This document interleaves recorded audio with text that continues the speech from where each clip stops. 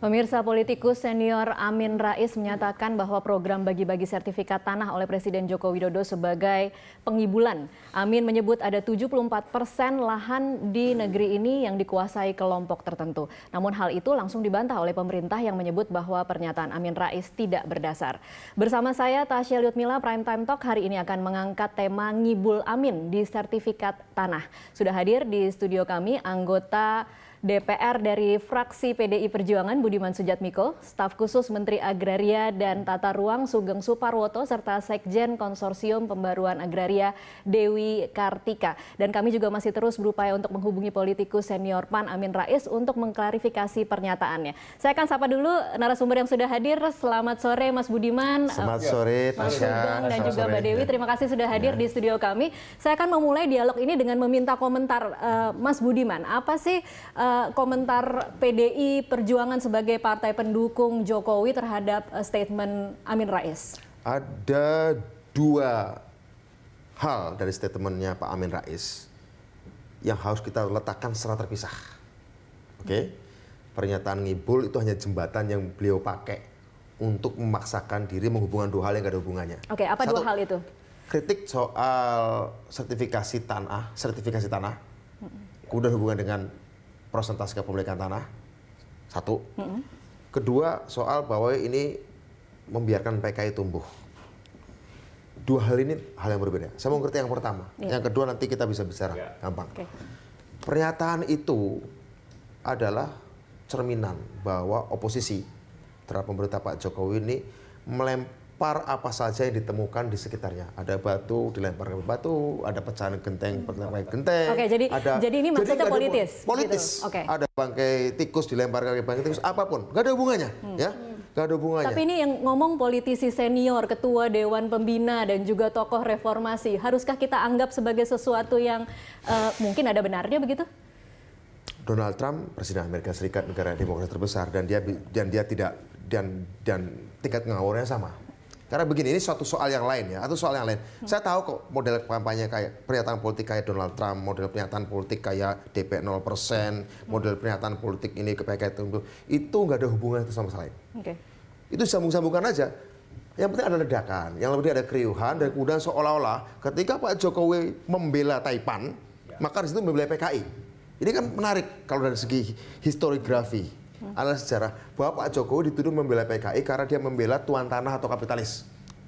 Ini nggak ada hubungannya, secara historis nggak ada hubungannya, tapi memang dicampur-campurkan jadi satu, sayur asam campur es krim, campur gudeg, campur kacang hijau jadi satu. Berhasil tidak, Mas Budiman? Yang penting kelihatan dia sedang minum, padahal rasanya pasti nggak karu-karuan, ya kan? Oke. Ini kritik saya pertama itu. Mengenai masalah, nah kembali pada soal yang ini karena ada Kartika di sini, yang ada hubungannya di sini adalah pernyataan bahwa apa yang dilakukan oleh Pak Jokowi dengan sertifikasi menyelesaikan kasus tanah memang belum jauh. Reforma agraria bukan cuma itu. Sertifikasi tanah itu bukan bagian yang core dari reforma agraria. Ada distribusi, ada kemudian pengelolaan aset segala macam. Namun apa yang dilakukan sertifikasi itu nggak ngibul, itu sungguh-sungguh terjadi. Tapi apakah sertifikasi itu bagian dari upaya untuk melakukan reforma agraria itu bisa dikatakan sejalan atau tidak, Mas? Ada dua pendapat mengatakan. Yang konsep radikal mengatakan atau konsep yang memang radikal mengatakan bahwa itu bukan. Itu hanya sekedar marketisasi tanah atau memberikan akses tanah untuk menjadi objek market, gitu ya. Kalau yang moderat mengatakan itu bagian dari upaya dari kepastian hukum terhadap ketidakjelasan pemilikan tanah oleh rakyat. Oke, jadi ada benarnya bisa saja itu tidak harus dipertentangkan dengan distribusi lahan, tidak perlu dipertentangkan dengan pemberian akses dan aset reform dan akses reform kepada petani lewat perhutanan sosial atau lewat reforma agraria. Nah, jadi menurut saya apakah itu core atau intinya reforma agraria? Pasti bukan. Pasti bukan. Tapi apakah itu bagian dari untuk kepastian hukum agar rakyat kecil yang punya tanah kecil mendapatkan kepastian sehingga kemudian dia bisa menggunakan sebagai aset produktif dia? Tentu iya. Saya kira itu persoalannya. Ya. Jadi kalau ada yang mengatakan, karena follow up dari pernyataan Amin Rais setelah itu tidak ada, yang ada hanya statement dari anaknya mengatakan bahwa itu adalah kritik terhadap selebrasi, bisa diterima tidak sih Mas Budiman? Kritik terhadap selebrasi? Selebrasi yang berlebihan terhadap pembagian sertifikat yang seharusnya menjadi hak rakyat. Kalau kayak gitu, tutup saja semua media, expose politik, expose media terhadap semua peristiwa politik. Jadi termasuk juga subuh berjamaah, termasuk juga orang naik haji, termasuk juga orang gunting pita, apapun. Oke. Gini ya, pernyataan itu yang dikatakan oleh politisi, yang ngomong politisi kan? Iya. Yang ngomong politisi bukan moralis kan? Oke. Kalau yang ngomong politisi, itu sama saja mengatakan bahwa jangan makan rujak itu. Ya. Karena itu bikin sakit perut. Saya ngomong itu pada saat saya sudah menghabiskan semua jatah rujak saya gitu. Oke. Jadi nggak ada basis moral. Jadi pernyataan ngibul bahwa ini membangkitkan vibrasi dan itu dibela oleh keluarga sendiri, menurut saya tidak menjelaskan apapun kecuali memang tadi itu mencampur-campurkan semua kritik dari semua kalangan dan kita disuruh ini murni unsur politis. Ya, saya ke Mas Sugeng, faktanya seperti apa sih? Saya tahu bahwa Pak Sofyan sebagai menteri sudah mengeluarkan statement, bahkan mengajak Pak Amin untuk ayo ikut bagi-bagi sertifikat supaya tahu bagaimana dampaknya terhadap masyarakat. Tapi faktanya benar tidak sih Pak Sugeng ada 74% lahan kita yang masih dikuasai kelompok tertentu? Iya, jadi begini. Jadi ada dua tadi sebagaimana juga disebutkan oleh Bung Budiman, Pak. Soal ngibul ya, ini karena langsung menohok ini kan, seolah-olah saya kira betul. Malah kita secara terbuka mengundang seluruh tokoh masyarakat, termasuk Pak Amin Rais, termasuk tokoh-tokoh, mohon maaf ya, tanda kutip oposisi ya, untuk menyaksikan peristiwa pembagian sertifikat itu. Itu orang dengan sangat bahkan histeris. Kenapa? Ini adalah sebuah peristiwa yang menurut kita sangat substan ya dalam konteks keadilan. Jadi ada keadilan hukum dan keadilan ekonomi sekaligus ada di dalam situ. Karena inti dari keadilan salah duanya ya adalah hukum dan ekonomi. Jadi kalau dikatakan ngibul, bayangkan itu peristiwa yang demikian rupa dan itu betul adanya, benar adanya, bahkan secara random Pak Jokowi itu, Pak Presiden selalu minta orang ke depan untuk membawa sertifikatnya, sebelumnya bahkan ditutup dulu, disebut berapa luasnya, namanya siapa, desa apa, berapa luasnya, baru dibuka. Ternyata benar adanya. Jadi kalau itu ngibul, waduh itu resiko pertaruhan yang luar biasa bagi kami BPN, ATR BPN dalam sebagai sebuah institusi negara yang menjalankan fungsi-fungsi keadilan yang menurut kita sangat-sangat substantif. Kedua, menyangkut 74% yang dikatakan itu tadi dikuasai oleh segelintir orang. Begini, 74% dimaksud, kita menduga-duga, mudah-mudahan bukan itu yang dimaksud, adalah sebagian besar adalah perkebunan. Ingat, perkebunan itu bentuk ini bukan dikuasai oleh, bentuknya adalah HGU. Dan syarat untuk mendapatkan HGU utamanya kalau perkebunan besar adalah dengan pelepasan kawasan hutan. Kalau sampai 74% kita membacanya sebagai ketakadilan. Apa yang disebut dengan indeks Gini rasio penguasaan tanah. Dan memang justru pemerintahan Pak Jokowi sangat-sangat care dengan keadaan itu dengan melakukan moratorium pelepasan kawasan hutan untuk menjadi perkebunan baru. Oke. Tapi benar angkanya 74%? Ini saya kira data itu masih perlu dikonsolidir. Yang paling tahu pasti di kehutanan dan perkebunan. Tetapi begini esensinya adalah justru kita kebalik ini. Ini bukannya kebalik, ini kritik kok ditujukan kepada pemerintahan Jokowi. Pak Jokowi, di mana kami di BPN, justru hari ini memoratorium itu yang terbesar. Lihat, total perkebunan di Indonesia kelapa sawit kurang lebih 11,4 juta hektar. Di mana ada kurang lebih 3, sekian juta hektar perkebunan rakyat, 7, sekian hektar perkebunan rakyat, perkebunan swasta besar, dan kurang lebih 800.000 hektar saja perkebunan milik negara.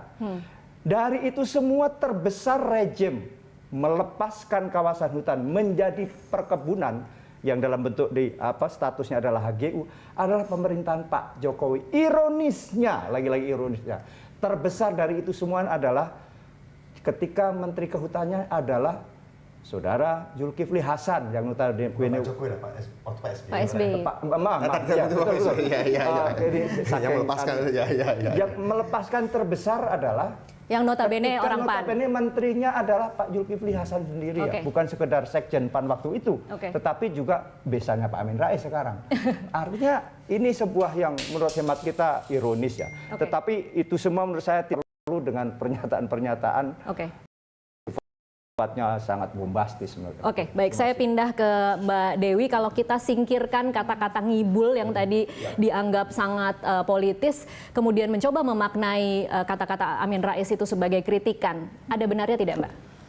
Pertama, saya tidak mau terjebak pada pernyataan yang sifatnya sangat politis, tentu.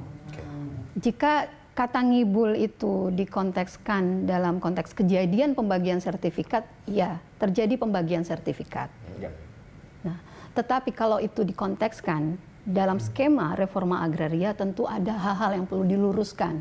Oke, apa Jadi, yang harus diluruskan? Pertama, kalau dikontekskan dalam reforma agraria, target 9 juta hektar, tentu dari kami, dari masyarakat sipil, khususnya dari KPA, kami tentu sejak awal sudah mengkritisi. Ya. Dan ini bukan soal sifatnya politis. Kita punya pengalaman di masa pemerintahan Susilo Bambang Yudhoyono, target reforma agraria itu memang menyempit menjadi hanya sertifikasi tanah. Sehingga seharusnya spirit pemerintahan Jokowi untuk menjalankan reforma agraria itu betul-betul harus sejalan dengan tujuan-tujuan reforma agraria. Pertama, memperbaiki ketimpangan struktur agraria yang Indonesia memang sangat timpang. Oke. Antara yang kecil, antara yang miskin dengan yang besar-besar dan kaya. Kemudian menyelesaikan konflik agraria. Jadi dalam konteks memperbaiki ketimpangan struktur agraria di Indonesia, termasuk menyelesaikan konflik agraria, tidak cukup hanya dengan bagi-bagi sertifikat tentu. Jadi ini perlu dipisahkan. Oke. Sertifikasi tanah itu adalah program rutinnya Kementerian Agraria Tata Ruang, itu sudah tupoksinya BPN. Tetapi kalau dikontekskan dalam target 9 juta hektar, artinya legalisasi aset 3,9 juta hektar itu tentu itu belum ideal. Oke, dalam jadi konteks dalam reforma 3 agraria. tahun belakangan ini sejak Jokowi memimpin, Anda melihatnya belum ada kemajuan sama sekali dalam hal reforma agraria. Dalam konteks reforma agraria sebenarnya sertifikasi itu bagian, part of saja, Oke, tetapi berarti bukan nggak inti. ngibul-ngibul banget lah ya. Tidak ngibul, Oke. tentu dibagikan sertifikat itu. Tetapi kepada siapa dan berapa luas dan apakah itu menjawab konflik-konflik agraria yang terjadi di Indonesia, itu pertanyaan besarnya. Dan ini harus dikritisi tentu. Ini tidak lepas dari kritik. Oke, baik. Nanti akan kita lanjutkan di segmen selanjutnya. Pemirsa tetaplah bersama Prime Time Talk. Kami akan kembali usai jeda komersial berikut.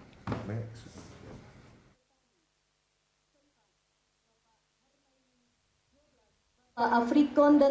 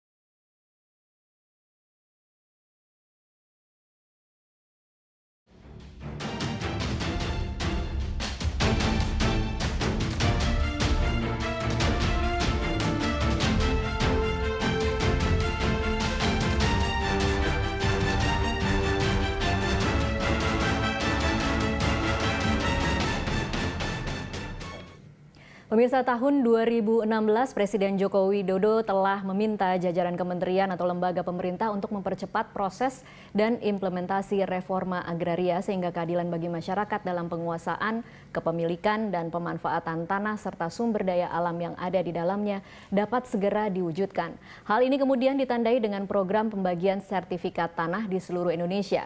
Sejumlah data menarik lainnya akan disampaikan rekan saya Yasi Syarif. Silakan Yasi.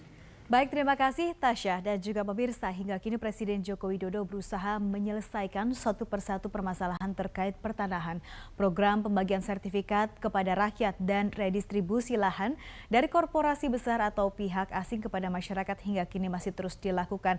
Kita akan melihat bersama pemirsa yang selama ini sertifikat diurusnya sangat lama. Pak Jokowi ingin merealisasikannya sesuai dengan nawacita. Di sini kita lihat nawacita pemerintahan Jokowi JK yang sebetulnya akan merealisasi dan mempermudah. Di poin kelima kita lihat di sini Indonesia Kerja dan Indonesia Sejahtera dengan mendorong program kepemilikan tanah seluas 9 juta hektar dan Pak Jokowi ingin membuktikan bahwa sertifikat ini bisa dibagikan kepada masyarakat dan masyarakat memiliki hak langsung atas kepemilikan tersebut.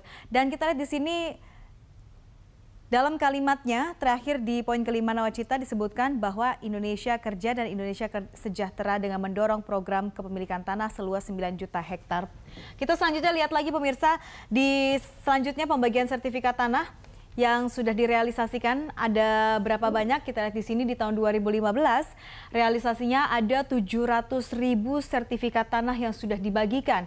Selanjutnya di 2016 sudah ada 1,06 juta sertifikat yang dibagikan kepada masyarakat dan meningkat di 2017 sebanyak 5 juta sertifikat tanah juga telah dibagikan. Dan untuk 2018 targetnya adalah 7 juta sertifikat yang akan dibagikan hingga 2019 terus meningkat 9 juta sertifikat hingga 2020 mencapai 12 juta sertifikat. Kita akan lihat lagi sebetulnya seperti apa struktur penguasaan lahan di Indonesia. Siapa-siapa saja yang menguasai lahan di Indonesia berdasarkan data yang dirilis oleh Konsorsium Pembaruan Agraria bahwa 71% tanah dikuasai korporasi kehutanan, 23% tanah dikuasai oleh korporasi perkebunan skala besar dan konglomerat. Dan sementara 6% tanah dikuasai oleh rakyat. Berikutnya pemirsa kita lihat lagi di sini ada kawasan untuk kawasan hutan untuk izin perkebunan di periode 2004-2017 lebih dari 2,4 juta hektar kawasan hutan dilepas untuk izin perkebunan kepada para pelaku bisnis tertentu. Dan kita lihat masa-masa periode tersebut. Yang pertama di era Menteri Kehutanan 2009 hingga 2014 Zulkifli Hasan sudah melepas 1,64 juta hektar atau 70% dari 2,4 juta hektar. Selanjutnya kita lihat lagi di tahun berikutnya pemirsa. Tahun sebelumnya lagi MS Kaban sebagai Menteri Kehutanan 2004 hingga 2009 sudah melepas 600.000 hektar, yakni 24% dari 2,4 juta hektar. Berikutnya kita lihat lagi yang terakhir pemirsa. Era selanjutnya di sini adalah era Siti Nurbaya, Menteri Lingkungan Hidup dan Kehutanan, melepas 216.000 hektar atau sekitar 8,9% dari 2,4 juta hektar.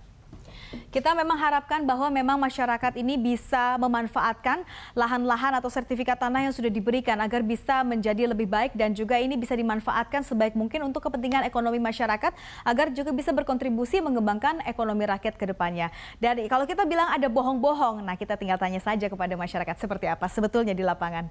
Kembali ke Anda, Tasya. Terima kasih Yasi Syarif untuk pemaparannya. Kita lanjutkan perbincangan. Saya ke Mbak Dewi tadi kalau dibilang belum selesai saya akan kasih kesempatan ke Mbak Dewi. Tapi tadi saya ingin mengkonfirmasi data yang dibacakan oleh Yasi, 71% tanah dikuasai korporasi kehutanan, 23% dikuasai korporasi perkebunan dan hanya 6% yang dikuasai oleh masyarakat. Benar seperti itu, Mbak? Ya.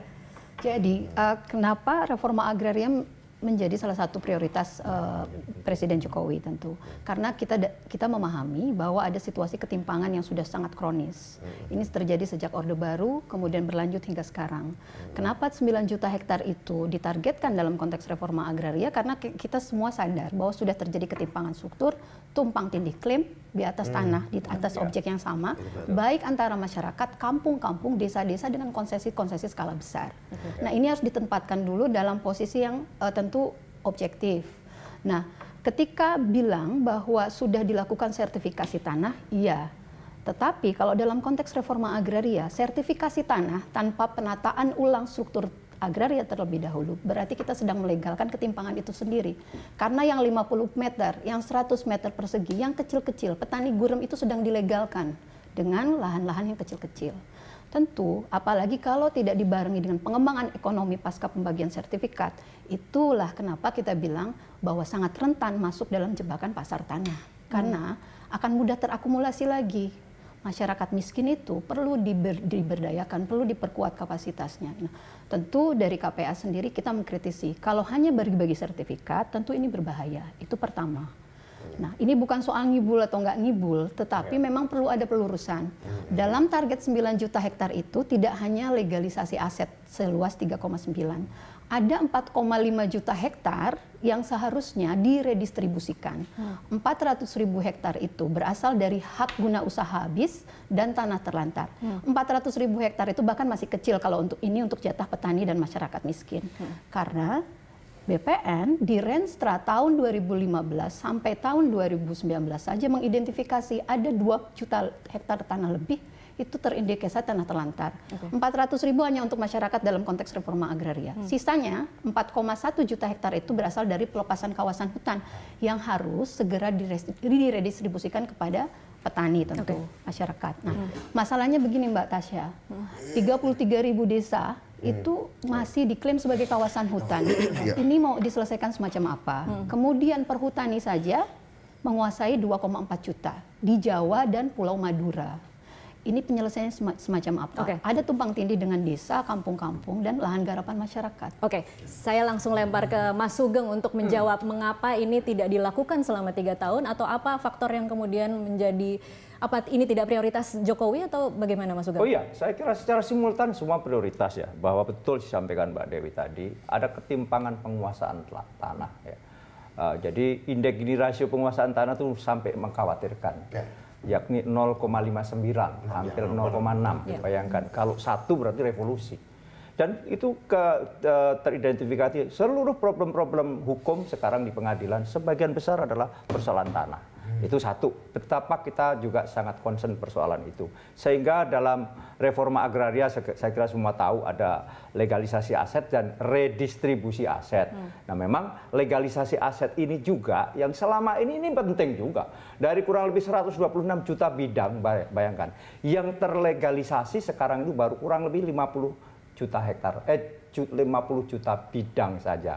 Ada kurang lebih 70 juta bidang yang belum terlegalisasi. Belum terlegalisasinya ini juga menimbulkan problem-problem hukum dan juga menimbulkan problem-problem sosial juga. Nah, kembali kepada redistribusi yang disebut tadi, betul, angka-angka itu adalah, tetapi kami juga terus mengkonsolidir persoalan-persoalan itu tadi, lahan-lahan tadi, bahwa itu tidak mudah juga. Apa sulitnya Pak Sugeng? Sulitnya adalah bahwa sebagian besar lahan itu ada di luar Jawa. Ketimpangan terbesar adalah di Jawa. Maka sedang dicarikan pola. Satu, pasti tanahnya di mana. Kedua adalah siapa penerima redistribusi ini. KTR tidak tahu tanahnya di mana? Ada, ya kita mengkonsolidir. Ini kan kita kerjasama antara seperti tadi 4,1 juta hektar itu adalah kehutanan, pelepasan hutan, dan itu sebagian besar di luar Jawa. Perhutanan sosial ya?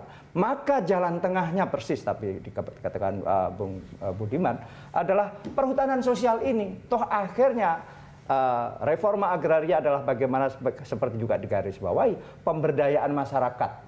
Jadi bagaimana lantas titik tengahnya adalah perhutanan masyarakat tadi. Bagaimana hutan yang secara de facto itu adalah milik kehutanan, tapi secara fungsional bisa dimanfaatkan oleh rakyat. Kembali kepada bagaimana distribusi tanahnya. Distribusi sekarang yang ditekankan, ada hal-hal yang bisa dilakukan segera adalah bagaimana tadi soal transmigrasi saja Mbak, yang kurang lebih 400.000 hektar. Itu sekian waktu tidak pernah terselesaikan. Itu kan bagian problem juga. Ini yang diatasi. Lantas mengkonsolidasi tanah-tanah yang habis HGU-nya. Habis HGU-nya karena apa? Juga ada ketentuan-ketentuan bahwa pemilik HGU lama juga berhak untuk memperpanjang HGU baru kan gitu. Disinilah BPN lantas terus melakukan upaya-upaya kepastian adanya tanah dan siapa juga penerima-penerima. Inilah yang terus kita lakukan. Oke, Di tengah-tengah itu terus kita melegalisasi soal sertifikat tadi. Oke, Mbak Dewi mungkin mau kasih masukan sebenarnya harusnya mulai dari mana sih pemerintah kalau ada kesulitan-kesulitan ini? Sebenarnya tidak selalu pemerintah itu dalam konteks redistribusi sana mencari tanah-tanah kosong. Ini kan masalah selama 3 tahun lebih reforma agraria pemerintahan Jokowi ini kan seperti mencari-cari di mana objek, di mana masyarakat. Existing di lapangan, kenyataan di lapangan. Saya ambil contoh dapilnya Pak Budiman di Cilacap. Itu ada kawasan persawahan, kampung itu masih overlap dengan kawasan perhutani. Apakah kampung-kampung dan sawah-sawah dan ladang-ladang petani itu akan dihutankan kembali? Kan tidak dengan perhutanan sosial. Harusnya itu segera dilepaskan dari klaim kawasan hutan karena itu sudah desa definitif, sudah jadi sawah dan kampung. Seharusnya itu menjadi salah satu target dari 4,1. Misalnya kalau ini berkonflik dengan kawasan kehutanan. Nah, di sisi lain ada juga tanah-tanah terlantar secara lapangan itu sudah de facto sudah digarap penuh oleh masyarakat. Ini diskresi hukumnya nggak ada, terobosan politiknya tidak ada, semua mentok lagi. Nah, itulah kenapa memang yang redistribusi tanah 4,5 juta hektar itu kita nilai lambat. Nah, legalisasi aset yang ini sedang digencarkan, pembagian sertifikat itu juga kita kan punya pembelajaran yang sangat penting dari pemerintahan sebelumnya. Bahwa membagi yang kecil-kecil itu, sebenarnya kita sedang menjerat petani ke dalam pasar tanah. Kalau tok berhenti dibagi-bagi sertifikat tanpa ada pemberdayaan, maka mohon maaf tidak bisa diklaim sebagai bagian dari 3,9 juta. Apa yang Anda bawah takutkan reforma agraria. meskipun dibagi-bagi tapi kemudian petani tetap tidak mengolah tanah itu atau Tujuan reforma agraria itu Mbak Tasa memberikan yang kecil-kecil, petani-petani yang mayoritas adalah petani gurem yang pemilikan tanahnya di bawah 0,3 hektar. Itu harus diperkuat dengan injeksi tambahan tanah. Ada perubahan patok, konsolidasi tanah, tambahan dan lain-lain. Jadi tidak bisa yang kecil-kecil itu langsung dilegalkan karena berarti kita sedang melegalkan ketimpangan itu sendiri. Oke, baik. Mas Budiman silakan. Ada beberapa kasus yang disebutkan ya. Ini kita dari lapangan juga. Ada satu wilayah di satu perkebunan kebetulan di dapil saya namanya daerah Makradenan, sudah ditempati rakyat segala macam.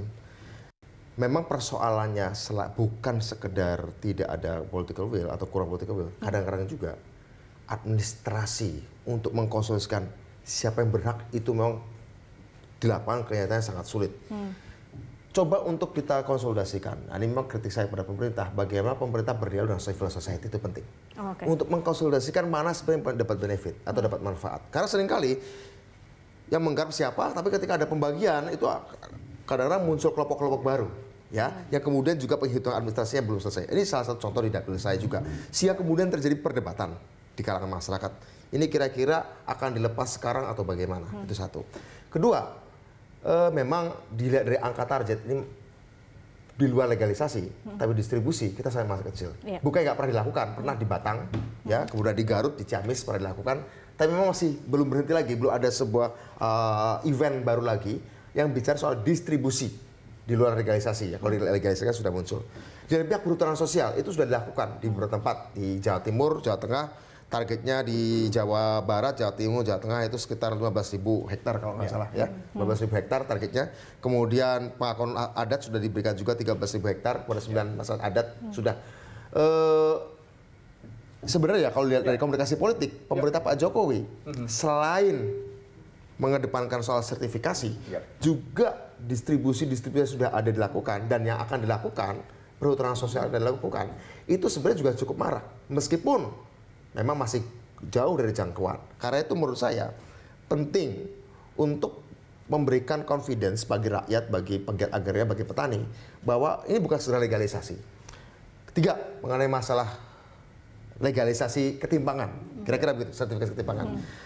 Apa yang dikritik oleh KPI itu benar bahwa yang paling penting diikuti reforma agraria bukan sekedar bagi-bagi tanah dalam kecil, tapi juga injeksi tanah, injeksi modal, injeksi teknologi, dan pengolahan pasca panen. Karena kegiatan nanti mulai masuk kegiatan-kegiatan teknis. Pemberdayaan SDM-nya juga. Termasuk akses pasar. Termasuk konsolidasi kalau terlalu kecil. Menurut saya, kritik saya juga. Kalau sertifikat kecil, tidak ekonomis, baiknya pemerintah juga, dari ATR BPN, juga setelah sertifikasi, ada konsolidasi sehingga kemudian menciptakan skala ekonomi yang memadai bagi rakyat sebelum mereka bisa mengelolanya. Ya, saya tambahkan ini menarik sekali penting. Betul bahwa kita sadar itu.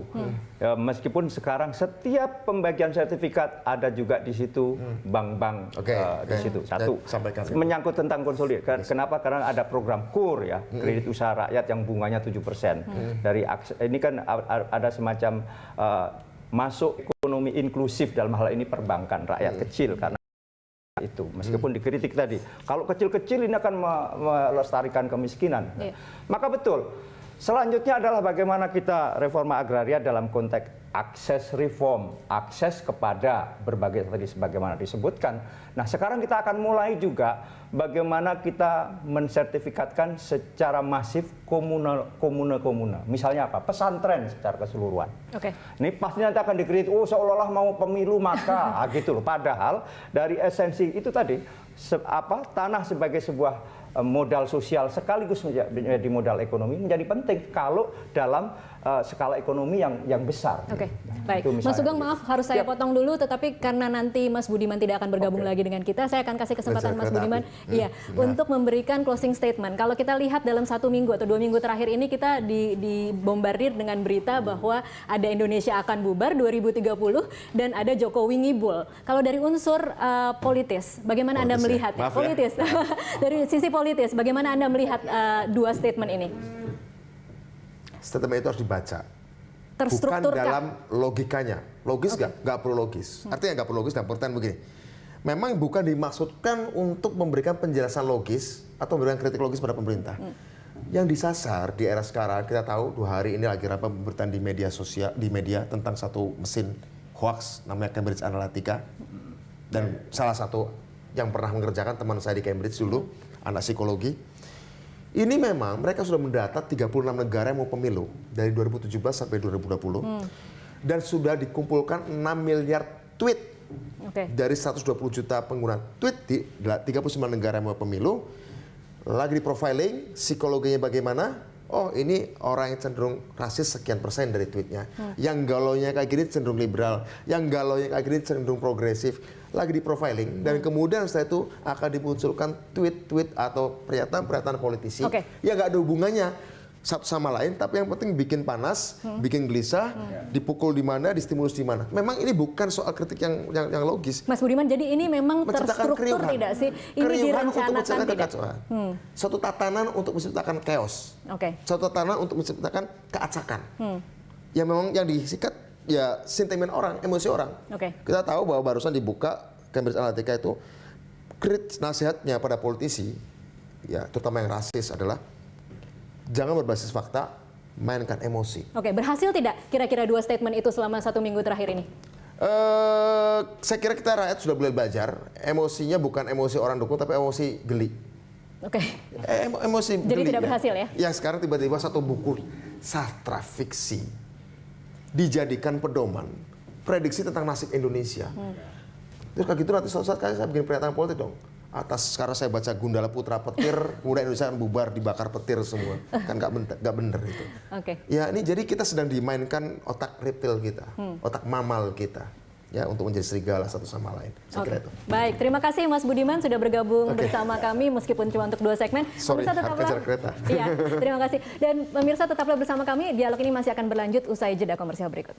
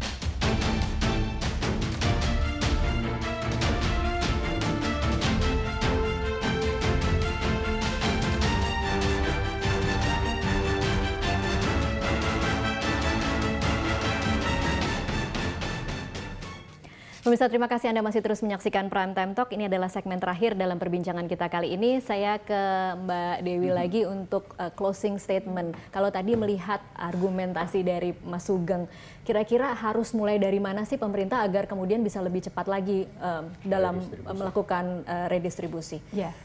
Jadi memang yang belum tersentuh itu adalah rasa keadilan sosialnya. Itu adalah prinsip dari reforma agraria.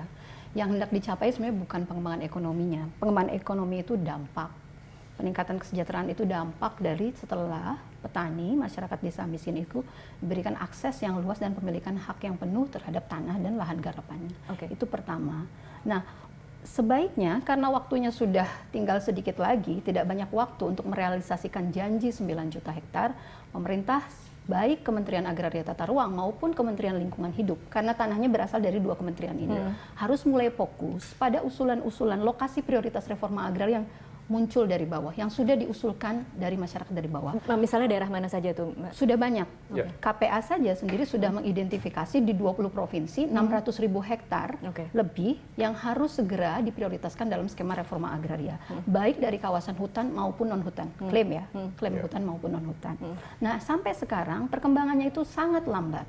Nah, kemudian memang ada satu pekerjaan rumah yang belum dijawab oleh pemerintahan Presiden Jokowi tentu, yaitu realisasinya reforma agraria dalam konteks penyelesaian konflik agraria. KPA mencatat di 2017 saja ada 650 konflik agraria terjadi di semua sektor. Perkebunan, akibat pembangunan infrastruktur, kemudian kehutanan, tambang, dan lain sebagainya. Nah, ini masih menjadi PR besar.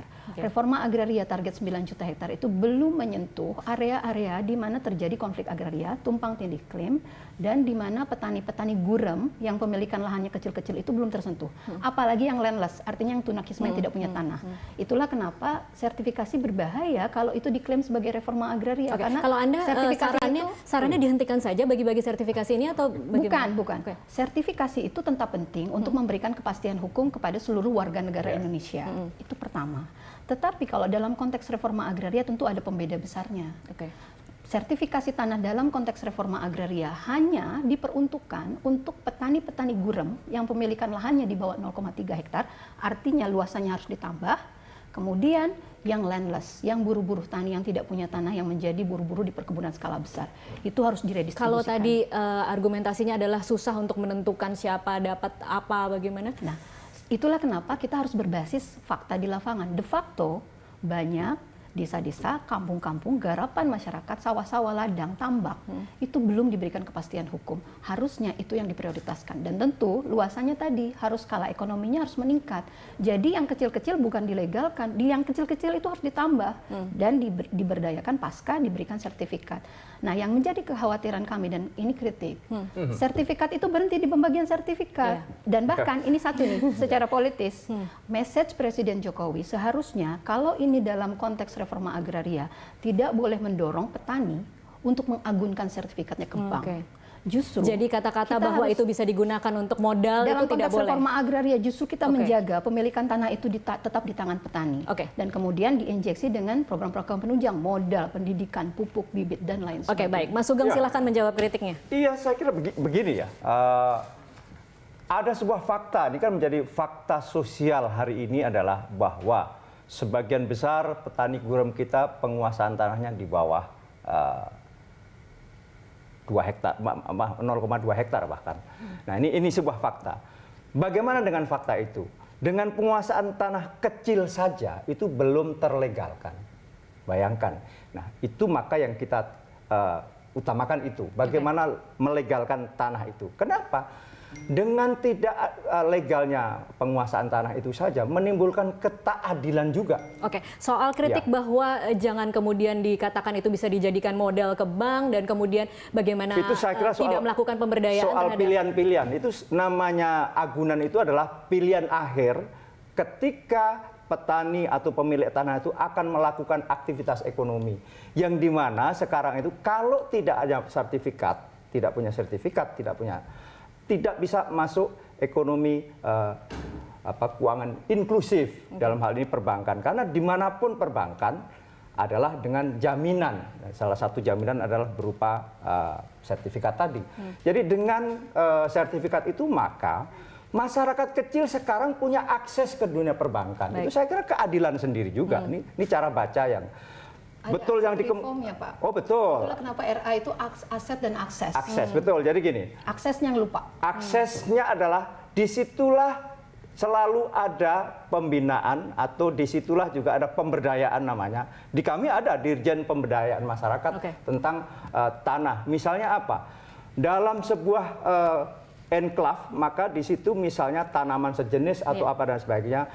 Yang jauh lebih penting nanam apapun sekarang kan misalnya apa? Offtake. Siapa sih penyerap pasar itu? Nah, itu juga diupayakan. Soal kritik bahwa berhenti di sertifikat, tidak, pasti tidak berhenti. Kami di kementerian kami ada dirjen yang secara khusus adalah tentang pemberdayaan masyarakat. Sudah bekerja? Oh sudah bekerja. Saya juga menyambung tentang redistribusi tanah. Dan dalam waktu dekat memang dari proses konsolidasi yang sudah dilakukan secara cermat akan segera dilakukan redistribusi. Kalau tidak salah bulan depan akan dimulai di Sulawesi Selatan, juga di Riau dan Kepri, dan juga di Kalimantan Selatan, Kalimantan Tengah yang luasannya cukup signifikan. Baik, kita tunggu sama-sama. Itu yang dimaksud tadi bahwa reforma agraria mencakup dua hal, jadi redistribusi aset dan legalisasi aset. Jadi itulah yang kita lakukan, juga legalisasi yang setiap tahun, sekarang targetnya tahun ini adalah 7 juta, tahun 2018 adalah 7 juta, 2019 nanti yang 8 juta. Dan seterusnya. Saya kira ini upaya keras kita bagaimana menciptakan rasa keadilan yang hakiki bagi masyarakat dan yang utamanya pemilik tanah. Baik, terima kasih Mas Sugeng. Sayang sekali harus saya potong karena waktunya sudah habis. Mbak Dewi, terima kasih untuk waktunya bersama Prime Time Talk dan Mas Sugeng. Dan pemirsa Berita 1 News Channel saat ini dapat Anda saksikan di channel 103 MNC Vision dan MNC Play. Demikianlah Prime Time Talk kali ini. Anda bisa mengirimkan informasi dan saran kepada kami melalui email di redaksi@berita1.tv atau follow kami via Twitter, Facebook, YouTube, dan juga Instagram. Atas nama kerabat kerja yang bertugas, saya Tasya Lutmila undur diri. Terima kasih dan sampai jumpa. Terima kasih, Mas Sugeng. Jangan